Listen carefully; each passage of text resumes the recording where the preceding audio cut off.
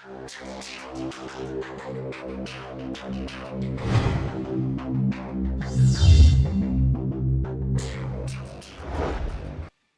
guys, and welcome to part 1 on this Mitsubishi L200. In part 1 we're going to be going through the prep and the Basecoat stage on this, and also a bit of the pre-paint prep that I go through in the booth, because obviously a few of you guys have mentioned that obviously I sand in the booth. That's just because of space limitations in the workshop more than anything. So to start off with, we're using the P400 on the sander, and I'm using the interface pad, which you just saw me showing you there. The interface pad's really good.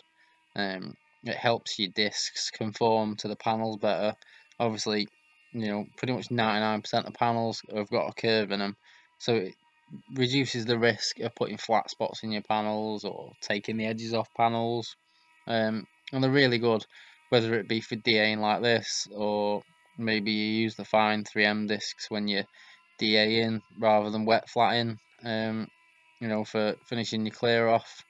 So they do have a lot of uses, and I have to say they are really good. So, as you can see, all we're really doing here is we're just giving it a really good buzz down. Getting all the orange peel out, making sure all that repair's all nice and flattened out. There was only small repairs on this one, which you'll see in the short section of photos at the end, so there was no need to be blocking it down with a 240 first.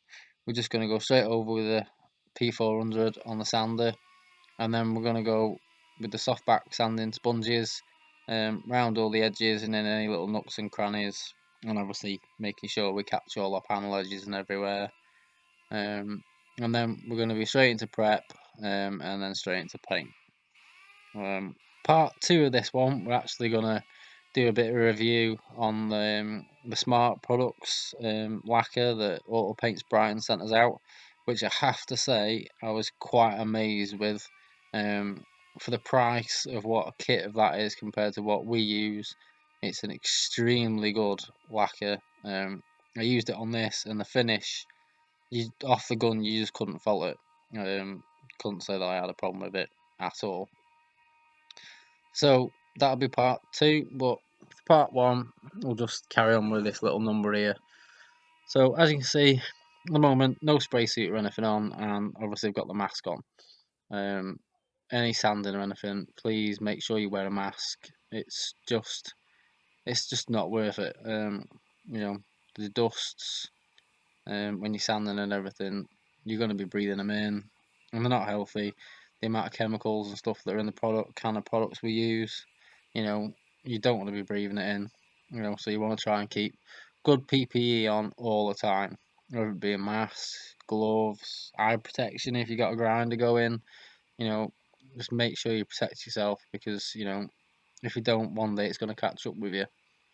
At some point, as horrible as it sounds, we've all not worn the proper PPE at some point, and if you go and spray a panel without a mask on, you will know you have done it. You will feel it. So, whether it's spraying, sanding, anything like that, just, try and do your best to make sure you've got on everything that the products that you're using recommend you should have on. So, as far as this goes, we've DA'd it all down now on this little wing section here. I've got the softback sanding sponge. I think these are a 500, so I'm just giving all the edges of the panels a quick nib over, and then just nibbing over that little bit where we 400 it, just to smooth it out that extra little bit. This particular colour, I've done it before, it's quite fine over a 400, and like we're using solvent base, which is a 50-50 mix, and it does cover quite well, even though it's a 50-50 mix. So here we are, just finishing up the other side now, and then we're going to go into a bit of the prep, because as you can see now, this job at this stage, it's all scotched, it's all now been rubbed down, it's primed, and it's basically now ready to start cleaning this up for paint. So one thing I'm not going to be doing is taking this out of the booth now, blowing it all off, bringing it all back in and remasking it. I'll mask this up in a way that I can push the soft foam a touch further down, and then get straight over this with base and clear, once I've got all this cleaned down. So that's the section really that we're going to be going through next, because a few people ask me, how do you manage to turn out a good job if you're sanding in your spray booth? It is possible. Obviously, the best way is not to do any sanding or any prep in your booth. Just keep your booth for painting, but space limitations mean that we can't at this shop. Right, so the first thing I've done is I've got the fan running in the booth, so that's gonna pull, any of the dust out of the air that I'm blowing while I'm doing this. And what I'm doing is I'm using the high pressure air with the blower and the microfiber just to get rid of anything, dust wise that's stuck to the panels, and give it a real good clean down. And what I'll do is I'll go over it twice like this. The point of having the fan running is so that as I'm blowing this off, the fan is sucking it up, it's going through the filters, it's going out of the booth. And one thing to note is that as I'm going around, I'm not just blowing the paintwork off, you need to be blowing the masking and everything off as well. Obviously, a lot of guys don't do this because you've got the beauty of prepping outside in the shop. You might have the beauty of priming in the shop and rubbing everything down and bringing it in and just masking and painting and clearing in the booth, which is great if you have that option. And this is, the other option. I don't have that option, so for me, I will bring it in, whack the fan on. Obviously, I've got my respirator on. Give it a really good blow down with high pressure air, and I'll go around it twice. And what I normally do is leave it a minute or two in between, just to make sure that the air's settled and any dust settled, and then I'll go across and blow it off again. No tack ragging at this point. All we're trying to do is get, the most part of it off, so it's nice and clean, so we can start the next stage. So what I've done now is I've done it twice, and I've been out and I've got my spray suit on, and then I've gone over it with the panel wipe. And then what I'm going to do now is I'm going to do pretty much the same again, but we're now going to use the high pressure air and we're going to use the tack cloth, so that any fine dust that's left on this now is going to get caught in that cloth. And obviously the boo's been running all the way through this, so that anything that's been blown into the air and around in the air in the booth will then be getting drawn out, replaced with fresh air, and all the dust and everything will be getting caught in the filters on the extraction side of things. What I normally do is do this, and then say I'll go and mix my base coat up, which will take me a couple of minutes, and then I'll come in and I'll tack rag it off again. Same again. I'll use the high pressure air and the tack rag at the same time, and then I'll, depending on how it feels and how it looks, then I'll go round it again. So into the base coat stage, using my IWata W-400 Bellairia Classic for this, which is a 1.3 setup. It's not something that I've used that often for base coat, but I did use it on a respray recently, and it performed really well because it is a bit of a hose pipe of a gun, this, even though it's only a 1.3.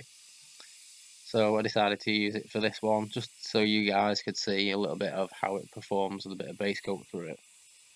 Which I have to say it does perform really well. It's got a really nice big fan, and it's a really nice even. It puts it down really nice and even. So on the base coat, first coat I always go nice and light. I'm not going for full coverage. I'm just trying to get a nice light coat on, just in case there's any issues with silica and anything. It'll show up really well in that first light coat. And as always, I start off by going around the edges first, and then work on your main section. Also, you can see I've got the new DeVilbiss spray suit on that they sent me out. Have to say these are really nice. They're almost like a silk feel to them, so there's no way that dust or anything is going to get stuck to this suit. You're not going to be carrying it around. It's not going to be, getting caught on your suit and coming off in your paint job. And they're really comfortable, and you stick one on and it doesn't even feel like you've got it on. They're light and airy. They're really nice. So what we're going to do is just going to finish up out here on coat number 2, and then if you stay tuned, I'll try and get part 2 up of this tomorrow, which is going to be a bit more of an in-depth video on the clear. Like I said, the auto paints Brighton centers out, which is a really good clear. It's ideal for trade work and stuff like that. The channel seems to be going really well. We're getting loads of likes on the video, so guys, if you like what you're seeing, please give us a like, give us a subscribe. You know, hit us up on Instagram. And if you've got any suggestions for what you want to see in videos, then don't hesitate. Drop it in the comments below. Message us on Instagram, or even comment on one of the links on Instagram or Facebook or something, and we'll try our best to get that in for you. So thanks for watching, and I'll see you again soon, guys.